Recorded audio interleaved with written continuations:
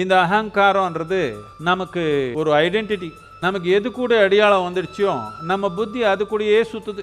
இதனால தான் ஒன்னா இருக்கிற படைத்தல் இவ்வளவு விதமா பிரிச்சிருக்கிறோம். என்னத்துக்குன்னா ஒருத்தருக்கு ஒரு அடையாளம். நான் என் புத்தி ஒரு மாதிரி ஓடுது, பெண்ணன்னா இன்னொரு மாதிரி ஓடுது, மதம், குலம், ஜாதி, தேசம் இப்படியே பிரித்து போயே இருக்கிறோம். இதே ஒரு அடையாளம் எடுத்தா நம்ம புத்தி அதுக்கு சுற்றி தான் செய்யுது, அதை தாண்டி வேலை செய்யாது. இதனால இந்த அகங்காரம்ன்றது கொஞ்சம் நமக்கு தூரமாக வச்சுக்கணும். அடையாளம் இல்லாமல் நம்ம வேலை செய்ய முடியாது உலகத்தில்.